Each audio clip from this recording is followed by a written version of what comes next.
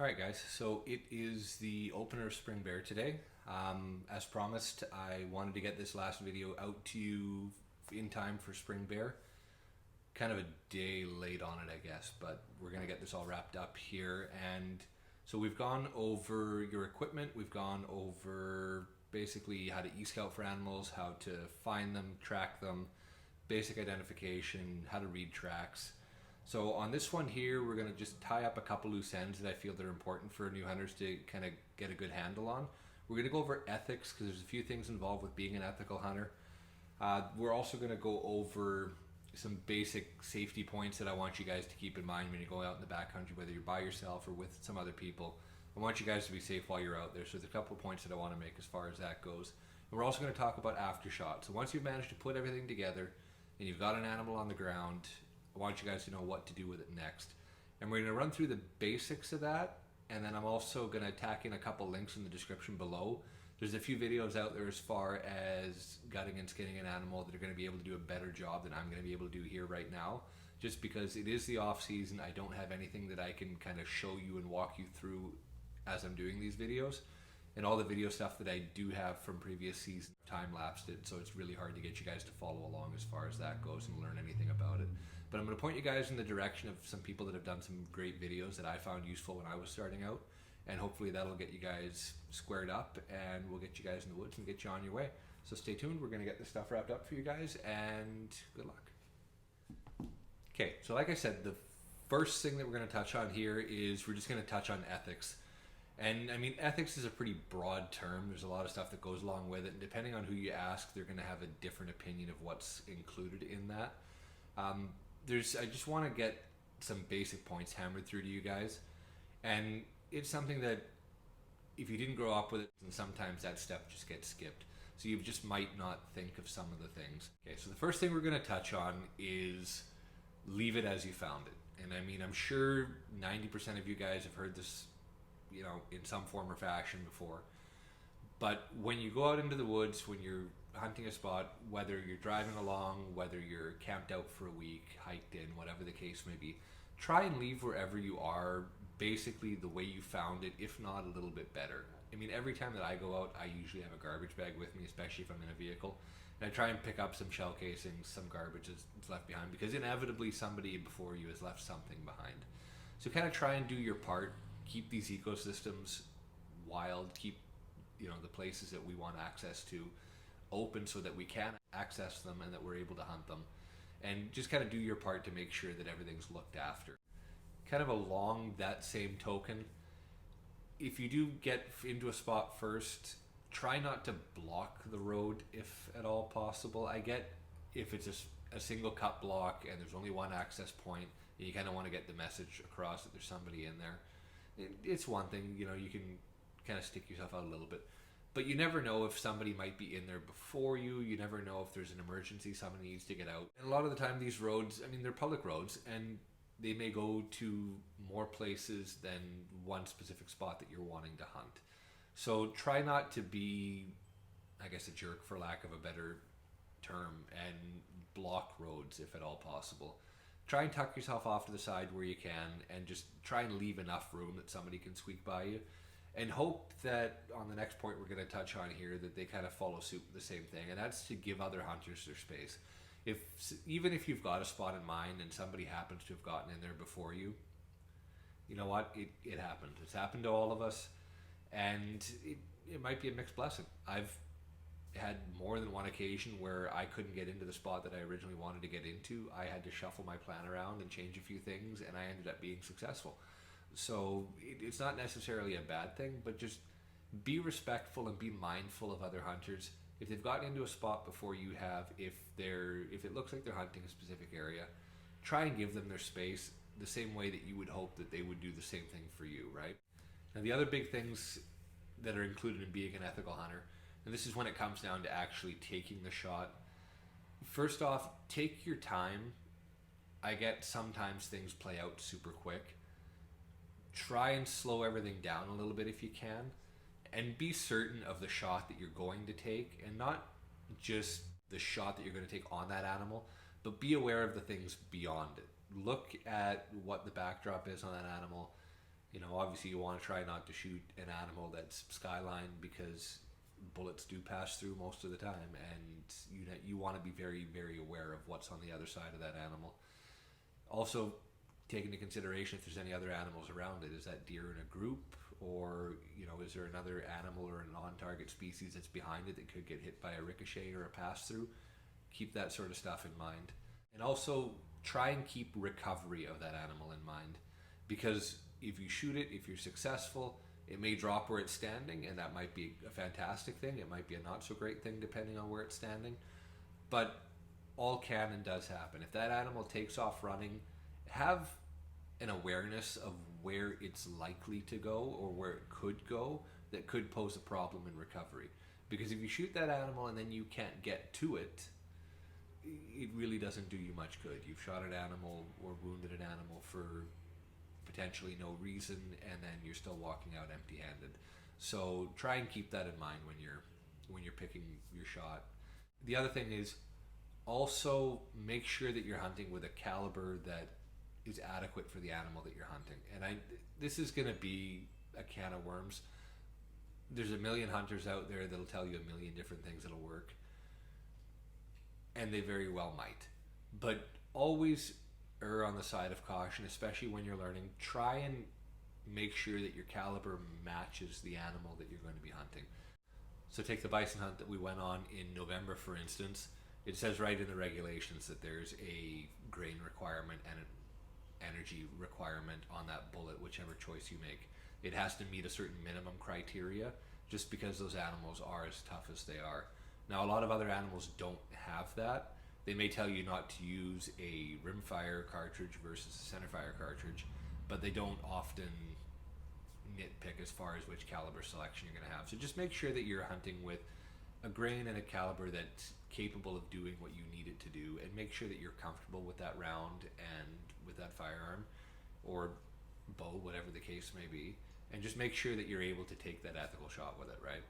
And the other thing that I want to drill into you guys along with that is, again, just make sure you take your time. When it comes to bears, for instance, make sure that you've watched that bear, that you're certain it's not a sow, that it does not have cubs with it. It's also going to help you take a better shot and be more successful. And one of the things that I still have on my bow, for instance, is right on the frame itself, I have the word time written.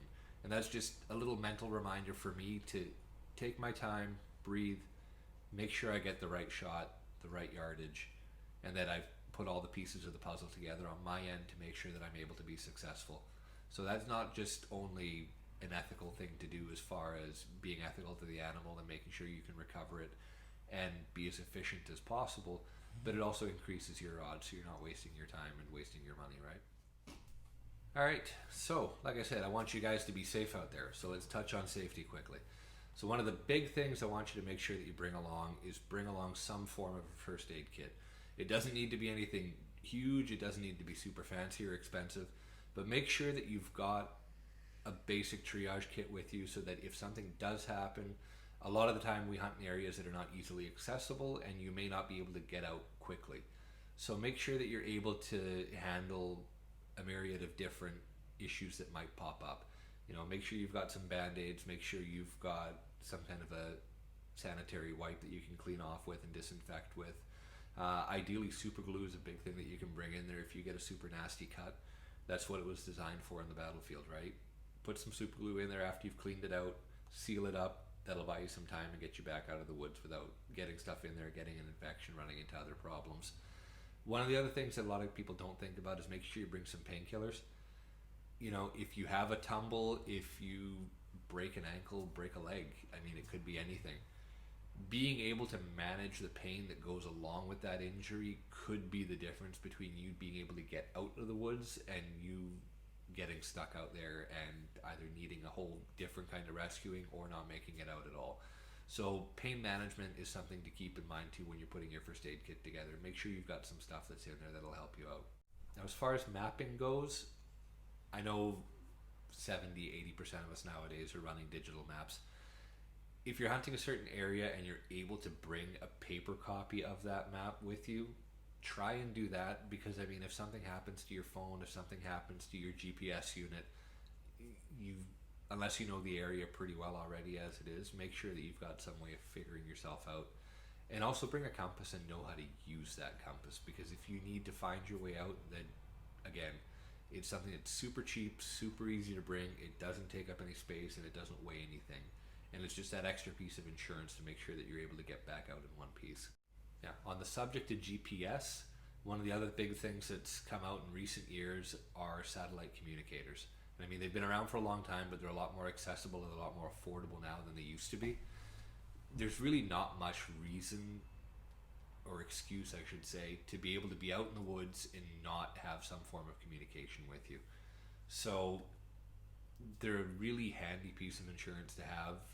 They allow you to communicate two-way with somebody else, and God forbid anything happen, they give you the option to be able to hit an SOS function to get somebody out there, to get somebody to help you. And the satellite communicator that I use, for instance, which is the Zoleo, it also has a satellite weather function, which on our goat hunt this year, if you followed that, it did give me the heads up that a weather system was moving in that was not forecast for us the day before we were planning on leaving. So we were actually able to bail off the mountain a day early and make sure we did not get caught in that storm up on top, and then end up having to hunker down and get stuck for a few more days before we were able to get out.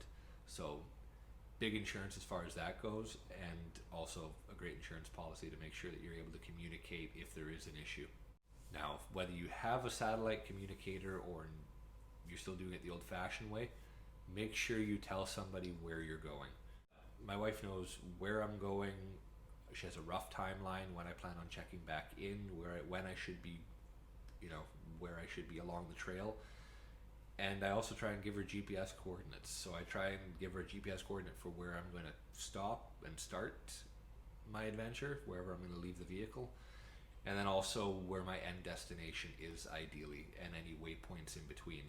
And that's just so if something does happen, even if you have a satellite communicator, you may not be able to get to it, something may happen to it, whatever the case may be, at least somebody knows a ballpark idea of where to send rescue efforts to find you. Lastly, you guys should also make sure that you have some form of emergency shelter option with you. If you do get stuck out there, if you are stuck in inclement weather, or if if it's super hot out, if you need shade, I always try and bring a tube tent with me if I've got my bigger pack on. And if I don't, if I'm just running a day pack and I can't fit it in there, or I can't fit it weight-wise, some form of an emergency tarp or an emergency bivvy, something that I can use to get the elements off of me and keep me sheltered if need be. Alright, and lastly, now you've put all this boring stuff together, you've got everything hammered down, you found your spot, you found your sign, you've managed to find your animal, you've put a shot on it, you've been successful, now you've got an animal down. Now the big question becomes, what do you do next? So first things first, give the animal some time, depending on how, if it dropped where it did, great. If it did take off running, leave a little bit of time. Try not to bump that animal, especially if you're archery hunting. Sometimes you do need to give a little bit of time to expire. The more you bump that animal, the more it diminishes your chances of being able to recover it successfully. So give it a little bit of time. Same thing that went in before the shot. Breathe, take your time, get yourself squared away, and then get in there and track that animal. Now once you've found your animal, the big thing is meat care. You want to make sure that you minimize the chances of spoiling any meat. So temperature is a big thing. You want to make sure you get that animal cool as quickly as possible and as effectively as possible. So make sure that you open that body cavity up, you get everything that's on the inside outside, and get that hide off. It doesn't really matter how cold it is outside. Be absolutely amazed at how much heat that hide can keep on the meat and inside that animal. So try and get that open and away from the meat as quickly as possible to avoid spoilage, and you would be amazed at how quickly meat can go bad. Now, as I said before, I am going to include a video in the links below. Steve Ranella from Meat Eater did a fantastic explanation of how to gut and field dress a deer. Because I don't have an animal with me right now because of the time of year that I'm doing this, that is probably the best explanation you're going to be able to get. I'm going to tag that into the description. That way you guys can watch that if you need a tutorial on how to do that. There aren't many people that are going to be able to explain it better than Steve does, so I'll let him handle that part of it. Once you've gotten the hide off, you've gotten everything from the inside, you've got the guts, all that out, Now, depending on how you're going to transport that animal, you may be able to transport it whole if you've got it on the side of the road. If you can, fantastic. If there's a bit of a drive before you can get to your destination, I would stop at a gas station, make sure you get some ice on that. I generally, if I'm going to haul an animal whole, I'll try and put one bag of ice loose in the cavity there, and then I will put another bag or two without opening them up in there as well, to keep that temperature as cool as possible, as well as the air running over it. Depending on where you are, you may need to quarter that animal up. If that's the case, game bags are a fantastic thing to make sure you keep the dirt, the dust, everything else off of your meat, and also keeps insects and bugs out of there. The goal of the entire process is always to try and get that meat back to where you're going to process it as quickly as possible, whether that's at your house or at a butcher. Try and get it there as quick as you can and as cool as you can. That way you guys get the most out of your product. Now, one of the other things you're going to want to do is make sure that that meat is clean. There's a lot of hair, a lot of dirt, debris that can get on it, especially if you're quartering an animal on the ground. One of the things that I like to use is I use a mixture of vinegar and warm water. Give it all a wipe down. That's going to help eliminate some of the bacteria that'll start to form on there. That's going to make sure that you get some of that dirt and that hide and everything else off of there. And it's just going to be able, it's going to clean up the product that you drop off at the butcher if you're dropping it off at a butcher. They're not miracle workers, man, right? The product that you drop off is going to have an effect on the taste of the product that you get back. They're going to do their job on it, but the biggest thing that is going to affect the taste of that meat is what happened to it in that time frame between when you took the shot and when you got it on ice and got it to the butcher. That is the biggest thing that's going to affect how that meat tastes when you get it back. So do your job and it'll make their job a lot easier. All right, so I'm going to wrap that up there. Again, I tried to get this all hammered out just in time for Spring Bear here, so we're right down to the wire, but I am going to edit this tonight. I am going to get it posted, and hopefully this will tie all this information together for you guys. If you guys are out there for Spring Bear this year, hopefully it's going to help you out, tracking stuff down, and hopefully make you successful. If you've got until the fall when you're not planning on going out for anything for deer, try and get out this summer, scout your spots, take the time to learn the area that you're going, make sure you really practice that sign and tracking, and you guys are going to have a great time. You're going to hopefully be a lot more successful than you will just flying at it blind. So hopefully these have helped you guys out. Again, if it is helpful, like, subscribe, hit that notification button, and I will catch you guys on the next one. Thanks again.